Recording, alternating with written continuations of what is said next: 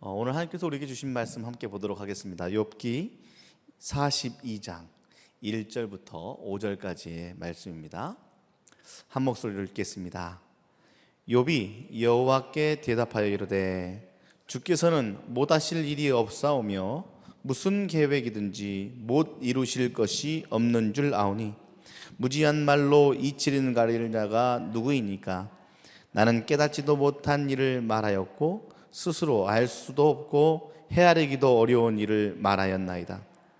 내가 말하겠사오니 주는 들으시고 내가 주께 묻겠사오니 주여 내게 알게 하옵소서. 내가 주께 대하여 귀로 듣기만 하였사오나 이제는 눈으로 주를 배옵나이다. 아멘. 이는 살아계신 하나님의 말씀입니다. 오늘 또 인생의 가장 중요한 주제 중에 하나인 소중한 주제를 함께 나누어 보고 하나님의 음성을 들으면서 귀로만 들었던 하나님을 눈으로 다시 한번 확인하는 이 밤이 되었으면 좋겠습니다. 신방 혹은 상담을 하면서 교회 식구들과 삶에 대한 고민들을 많이 하죠. 이제 구정이 지나고 설날이 지나고 나면 우리 또 수요일 날 준비되어진 오전 오후에 준비되어진 목회자와 함께하는 상 공부를 통해서 더욱더 깊이 있게 그 삶에 살아 숨쉬는 하나님을 찾아보게 될 터인데, 종종 시원하게 대답할 수 없는 질문들이 나오곤 합니다. 어찌 목회자가 모든 삶의 답을 다 할 수 있겠습니까? 혹은 어떤 지혜자가 삶에 대한 이야기에 대한 해답을 완벽하게 다 해낼 수가 있겠습니까? 하나님, 저분에게는 지금은 연단을 주실 때가 아닌 것 같습니다 라는 때가 종종 있습니다. 왜냐하면 위태위태할 때가 있어요. 그래서 이거 여기서 조금만 더 힘들면 바로 넘어지실 것 같은데 라고 할 때면 그 상담과 이야기를 나누면서 신방하면서 무슨 마음이 하나님을 향한 기도가 나오냐면, 하나님 이제 그만 여기서 좀만 더 하시면 진짜 쓰러질 것 같습니다 저분, 이런 마음에 기도를 하는 상황들이 종종 일어나곤 합니다. 또 어떨 때는 전혀 해답이 없어요. 왜 그러시는지 나도 모르겠어요.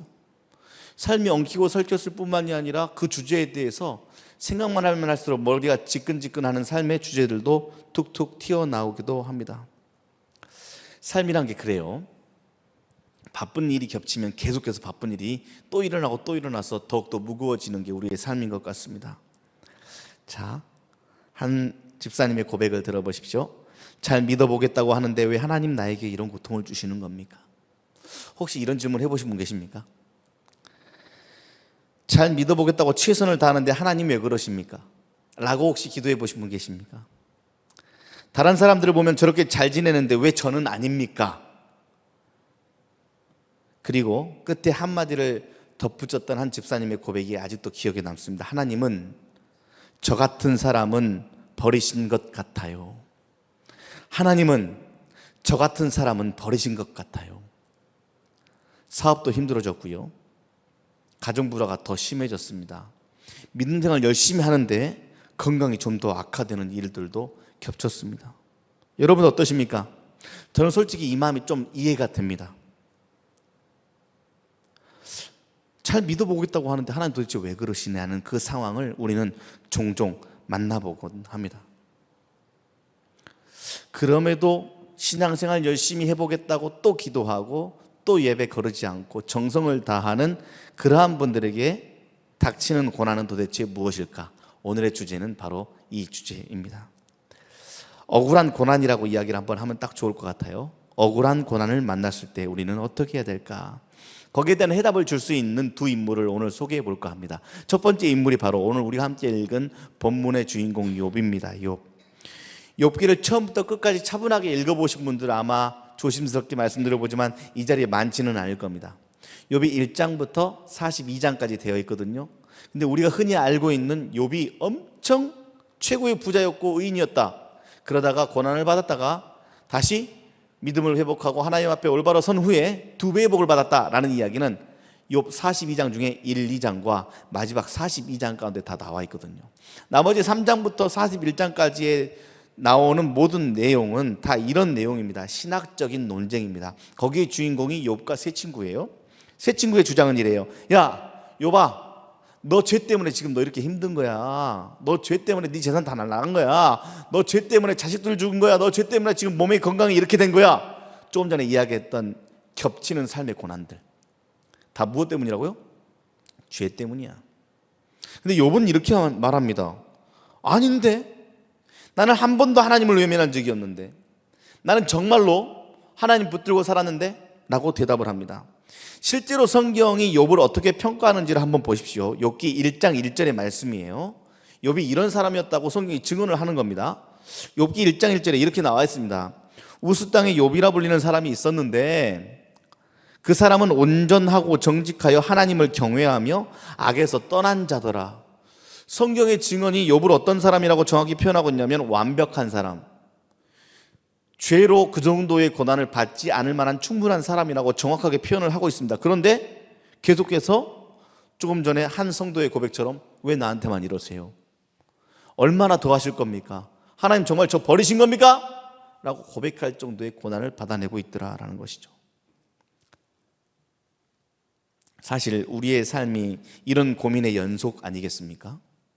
언제는 엄청 복 주시는 것 같고 막 은혜가 되고 하나님 나를 사랑해 주시는 어떤 은혜의 풍성한 바닥 속에 헤엄치며 살아요. 마음껏 누리면서.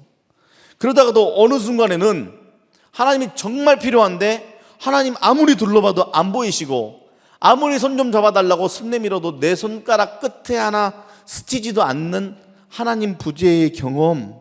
그래서 결국 또 실망하고 또 실망하고 또 실망하다가 결국 절망감과 외로움에 휩싸이기도 하는 그 일들, 이것이 바로 하나님의 임재와 부재의 반복입니다. 하나님 계신 것 같다가 하나님 정말 아무리 뜯고 찾아도 없는 것 같다가 이게 계속 반복되니까 에라이 모르겠다 라고 생각하며 내 삶 속에 하나님 찾기를 멈춰버리는 신앙생활. 여러분들은 어떻게 하고 살아가고 계십니까? 성경을 살펴보면 이제 두 번째 인물이 등장합니다. 이런 하나님의 임재와 부재를 계속 반복하며 겪으면서 너무 열받은 거예요. 그 열받은 감정을 토로하는 한 명의 인물이 바로 두 번째 인물인 엘리야입니다. 엘리야 하면 제일 먼저 생각나는 거 있으시죠? 갈멜산 전투. 갈멜산 전투에 올라갔습니다. 야, 니네 하나님이 진짜 신이냐? 우리 바알 신이 진짜 신이냐? 막 이러면서 그 당시에 신과 신의 대결로 지칭하는 제단을 쌓고 어디서 누구의 기도를 통하여 불이 떨어지는지를 보자라고 하면서 850대 1, 혹자는 450대 1이라고 이야기하는 수백 명의 바알 선지자들과 엘리야 450대 1의 맞짱을 뜨는 거죠. 와, 바알 선지자 막 몸을 찢고 막 정성을 다해서 기도하고 막 그러면서 해도 그 제단에 불이 붙지 않는데 엘리야가 하나님께 기도하자 하늘에서 불이 내려 흐르는 물까지 다 태워 없애는 놀라운 일들을 엘리야가 경험한 거예요. 이게 하나님의 임재 경험, 확실하게 경험했습니다. 그러자 엘리야가 어깨에 힘이 들어가요, 안 들어가요? 어깨에 힘이 확 들어가잖아요. 그 다음에 한 일이 있어요. 이제 우상의 씨를 뽑아보겠다고 왕궁을 향해 달려갑니다. 마차보다 더 빨리 달려가요. 진짜 초인적인 힘으로 바라락 달려가서 그 당시에 악의 축으로 여겼던 아합 왕의 아내 이세벨을 깔끔하게 처리하고 싶은 마음이 들어오는 거예요. 그래서 왕궁을 딱 달려가서 그 갈멜산에서 수백 명 앞에서 이겨냈던 그 믿음과 배짱을 가지고 이세벨 앞에 서가지고 장풍 하면서 힘을 쓰고 싶었는데 장풍 했는데 아무것도 안 나가네. 또다시 이상한데 장풍 했는데 아무것도 안 나가네. 그러자 하나님의 도움을 구하기 시작하는데 하나님이 어디 갔는지 모르게 안 계셔요. 안 계시는 것처럼 느껴져요. 이게 무엇입니까? 이제 아까 풍성한 하나님의 임재와 반대되는 하나님의 부재. 하나님의 부재를 인 것처럼 느껴진 엘리야가 하는 일이 있습니다. 무슨 일을 한지 아십니까? 도망쳐요. 살아보겠다고 도망을 칩니다. 그러다가 도망치고 치고 또 치고 또 쳐서 다다른 곳이 여러분들이 잘 알고 있는 로뎀 나무 밑에 눕게 되는 것이죠. 자살 시도에 돌입합니다. 그러자 하나님께서 일어나 먹어라 라는 음성과 함께 구운 빵 하나와 물 한 병을 가져다 주시는데, 그거 먹고 또 힘이 나서 어떻게 되냐면 40주야를 걷고 걸어 시내산 어느 굴에 도착합니다. 또 그거 한 개 먹고 사실 밤낮을 걸어가요. 이게 또 무엇이에요? 하나님의 임재. 그래가지고 간 곳이 결국에는 뭐냐면 동굴 속에 쏙 숨어 들어가요. 그런 엘리야에게 어떤 감정이 닥쳐오기 시작하는 거냐면, 지금 또 이렇게 하나님이 임재하시지만 언제 또 하나님 부재하실지 모르니 나는 이제 그만할란다 라는 마음으로 굴 속에 들어가는 거죠. 혹시 여러분들 삶의 굴 속에 들어가고 계시다면 이 말씀을 잘 기억하시기를 바랍니다. 지금 하나님이 느껴지긴 하더라도 언제 또다시 하나님은 안 느껴질까 봐 걱정하고 불안해하며 굴 속으로 들어가 계신 분들에게 하나님이 이렇게 이야기하시죠. 엘리야야, 네가 왜 여기 있느냐? 네가 있어야 할 자리에 있지 않고 왜 여기 숨어 있느냐?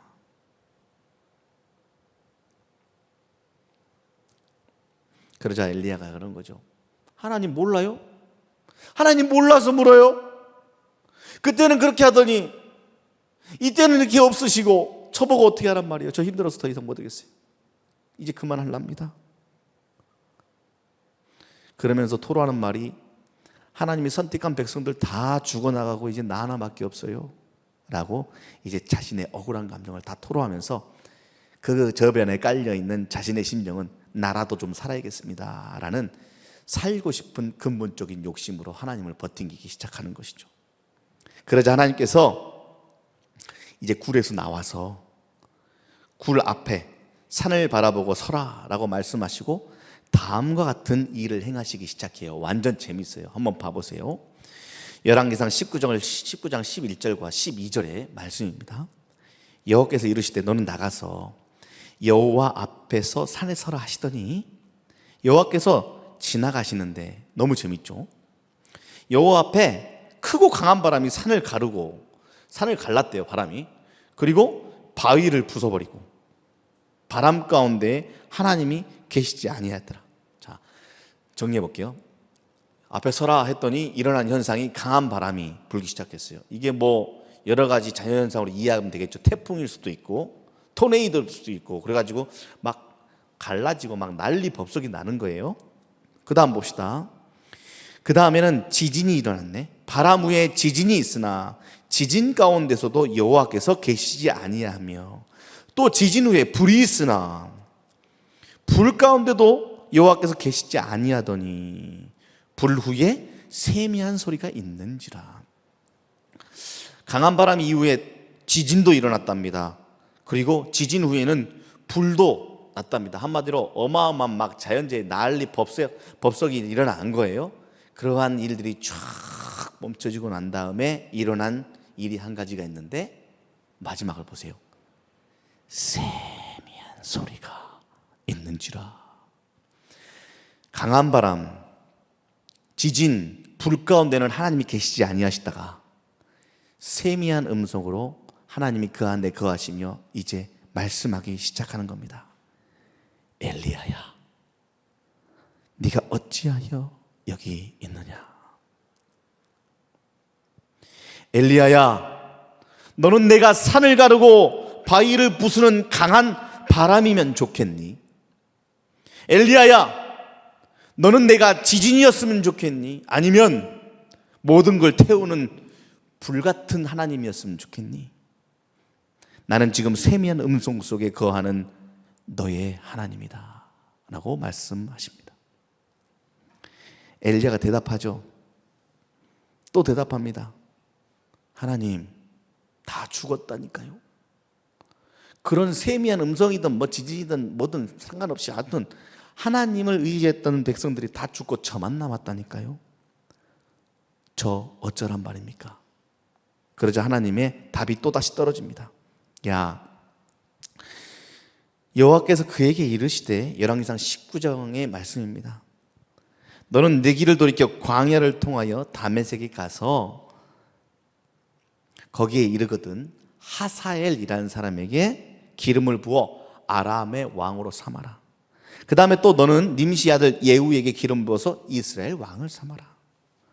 그리고 엘리사에게 기름을 부어 너를 대신해 선지자를 되게 하라 라고 하나님께서 이제 명령을 하십니다. 동문서답이에요. 저보고 어쩌라고요? 저도 살고 싶어요. 이랬더니 할 사역을 주시네요. 그런데 그 사역이 이제 고생했어. 너 고생했으니까 저쪽 가면 저기에 있는 사람이 너를 환대하면서 이제 좀 고생했으니까 갈비도 좀 뜯고 한우도 좀 구워 먹고 하면서 이렇게 스파도 좀 하면서 좀 쉬면 괜찮아 라고 하신 게 아니라 엄청 불편한 명령을 하세요. 하사엘을 기름 부어 아람의 왕을 삼으란 말은 굉장히 불편한 말이에요. 그 당시에 이스라엘에게 있어서 아람은 적국이었거든요. 적이었어요. 그리고 늘 하나님 말씀에 불순종하면서 힘들게 하는 골칫덩어리였어요. 그런데 가서 엘리야에게 거기에 왕을 세우면서 나라를 튼튼하게 만들어가는 왕을 세우라고 하시니 엘리야가 마음이 편하겠습니까? 안 편해요. 짜증나요. 그럼에도 불구하고 엘리야가 하나님의 말에 순종하면서 나중에 그 역사를 이어 구원의 놀라운 일을 행하시는 역사를 우리는 지금 보고 있습니다. 엘리야야, 네가 이세벨 앞에 섰을 때 내가 너와 함께 하지 않았다고? 사랑하는 내 아들아, 내 딸아, 네가 하나님 어디 계시냐고 울부짖고 두 손 뻗으며 내 손 좀 잡아달라고 할 때 내가 어디 있었냐고? 내가 널 외면했다고? 아니야. 나는 단 한 번도 너와 함께하는 자리를 비운 적이 없다. 너를 단 한 번도 외면한 적이 없다 라고 하나님 오늘 우리에게 말씀하고 계십니다. 욥과 엘리야의 이야기를 한번 정리해 볼게요. 욥은 자신의 의로움과 죄 없음을 전제로 나에게 하나님은 이런 고통을 주셔서는 안 돼 라고 이미 기준선을 정해서 하나님을 평가했습니다. 이 무서운 거예요. 네.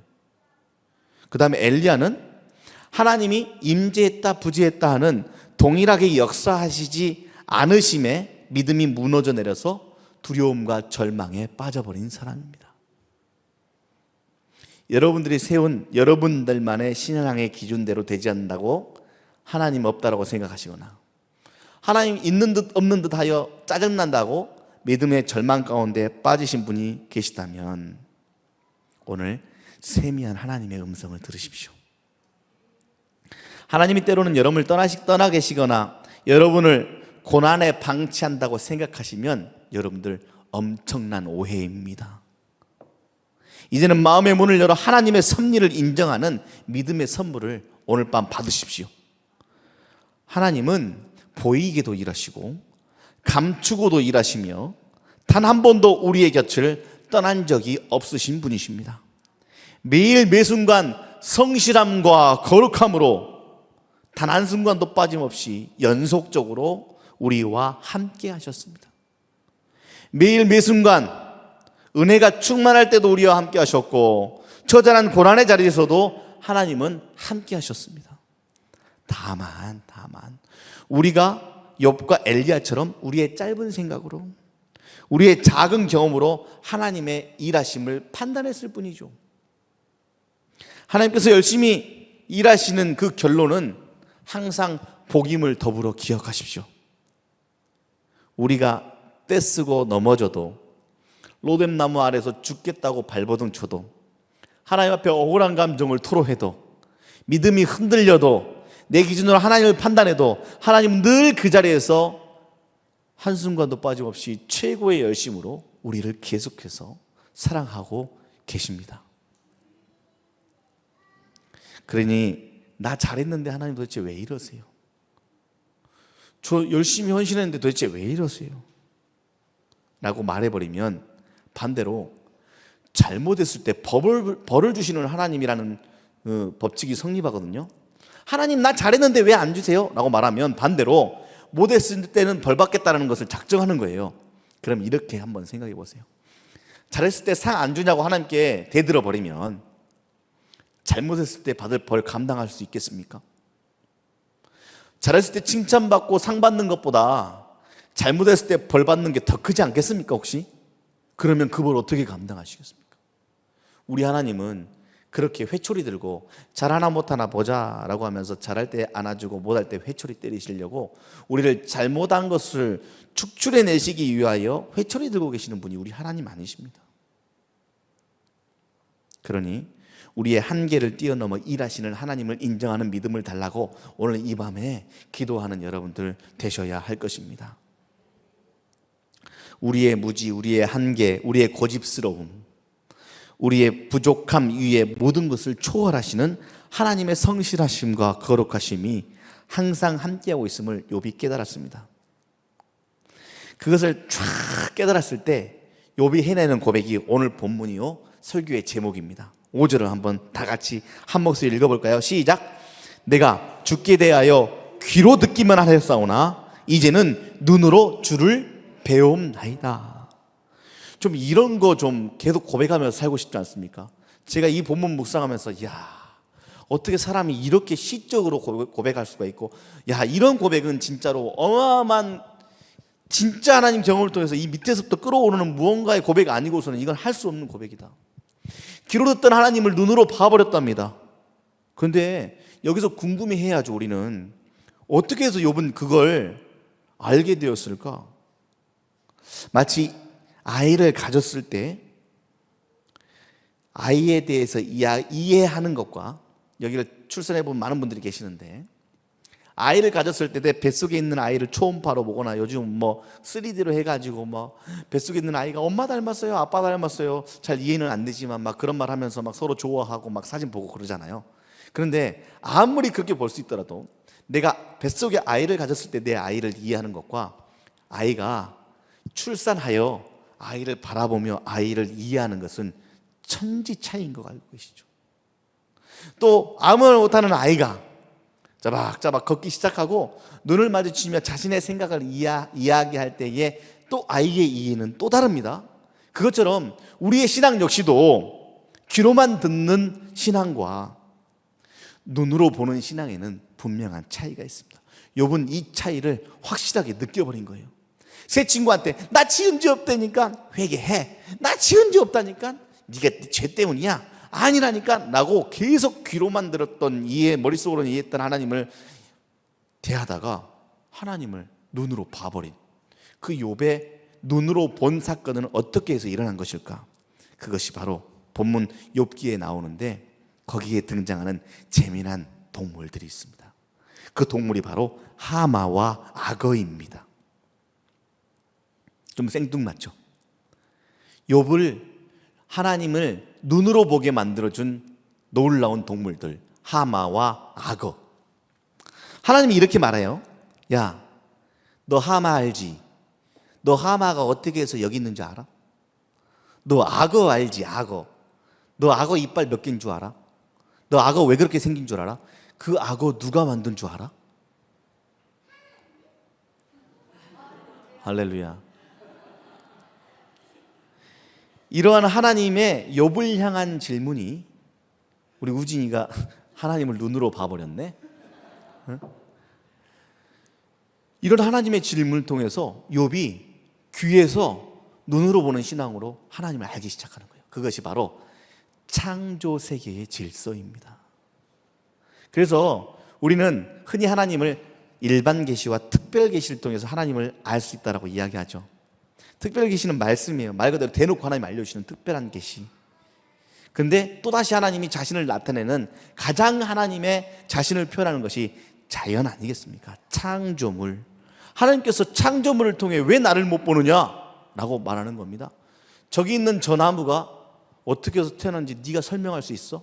욥아, 네가 너의 의로움과 정의로움으로 너의 기준으로 나를 판단하고 있었지? 근데 네 생각으로 하마와 악어를 설명할 수 있니? 네가 그렇게 잘났다고 이야기하는, 하나님을 잘한다고 이야기하는 그 하나님을 판단하는 그 기준으로 하나님을 다 이야기할 수 있겠어? 라고 말하며 우리의 한계를 뛰어넘어 일하시는 전능하시고 창조주이신 하나님의 놀라운 능력과 넓고 광활하신 하나님이 쓰나미처럼 욥에게 밀려오기 시작하자 욥이 납작 엎드려서 그때부터 자신의 의로움을 쓰레기처럼 여기며 부끄러워하며, 하나님, 이제는 제가 눈으로 하나님을 배움나이다 라고 고백하고 있는 것입니다. 들에 핀 꽃을 봐라. 바람이 어디서 불어서 어디로 가는지 네가 아느냐? 우리가 먹고 있는 물 참 소중하죠. 녹물 맛이 나지 않는 그 물이 어떻게 해서 만드는 건지 네가 알아?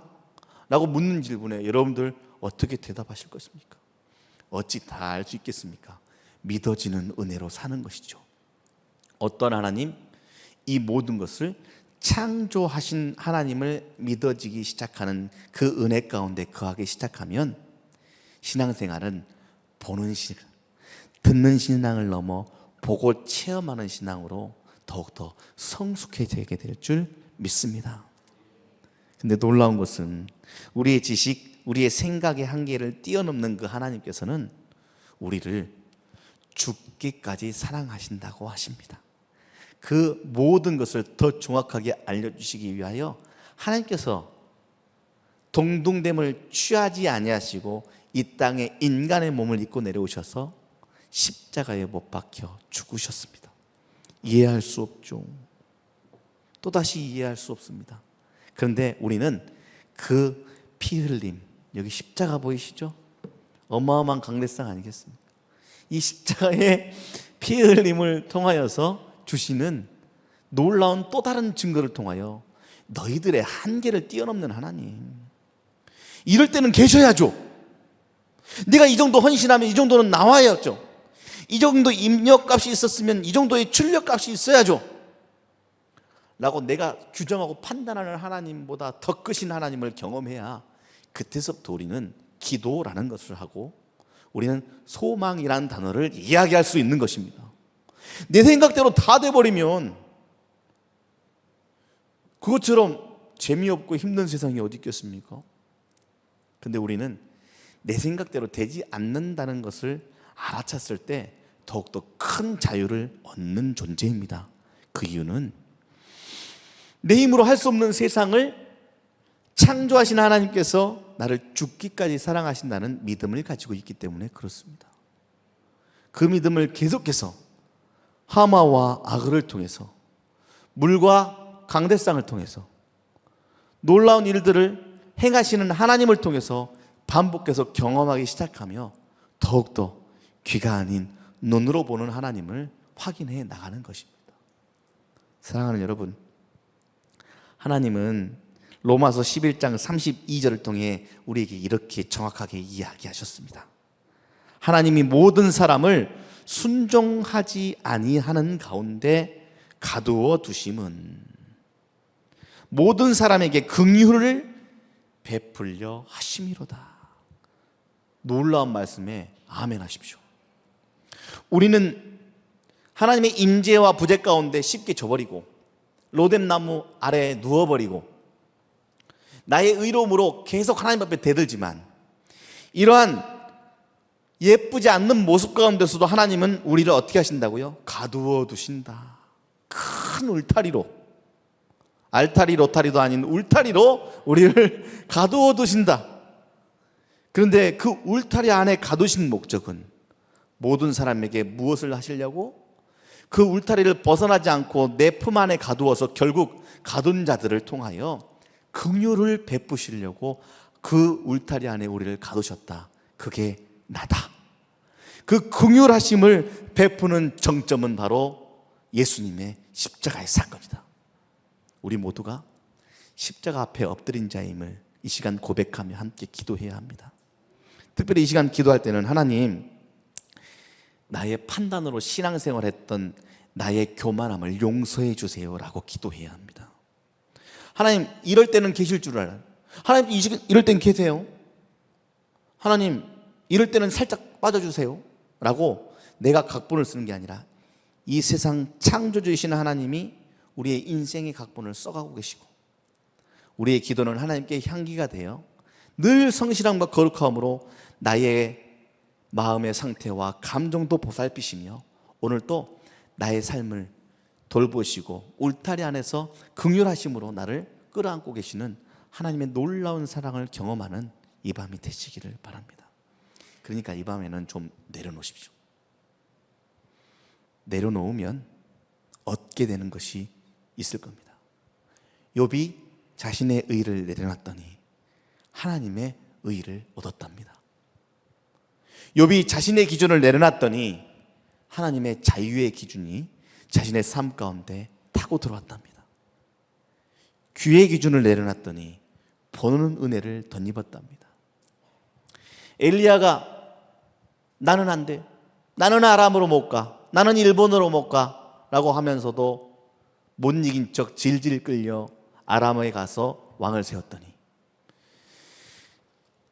믿어지지 않는 사람을 후계자로 세웠더니 하나님께서는 그 일들을 퍼즐 맞추듯이 엮어가며 십자가 구원의 역사를 이어가셨답니다. 때로는 부재 가운데 계십니까? 때로는 내 기준으로 안 된다고 발버둥 치고 계십니까? 그 일을 통해 하나님의 구원의 역사는 계속해서 이어가게 될 것입니다. 그러니 인정하시고 오늘 하나님을 눈으로 바라보며 하나님 감사합니다. 하나님 나와 동행하여 주셔서 감사합니다.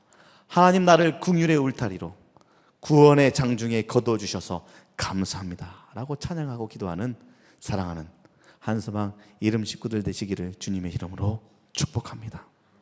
자, 하나님께서 주시는 귀한 말씀을 듣고 우리 시간 찬양할 터인데 반주 좀 해주시고요. 너의 이해, 너의 결심, 너의 능력 같은 것은 절대 묻지 않을 거야. 괜찮아. 너의 아픈 과거도 묻지 않을 거야. 너의 죄를 기억조차 하지 않을 거야. 그냥 나의 자비와 은혜와 사랑을 받으면 된다. 내가 없다고 느끼는 그곳에서 나는 최고의 열심으로 너를 돕고 사랑하고 있으니 힘내거라. 이렇게 찾아오시는 하나님의 놀라우신 임하심과 나에게 찾아오시는 일들을 마음을 열어 눈을 열어 바라보고 초청하십시오. 하나님께서 오늘 이 밤 기도의 자리 가운데 여러분들 위로하여 주시고 끌어안아 주시고 여러분들에게 새 힘과 새 소망을 더하여 주실 것입니다. 한번 따라해 볼까요? 하나님, 이제는 눈으로 주를 봅니다. 아멘.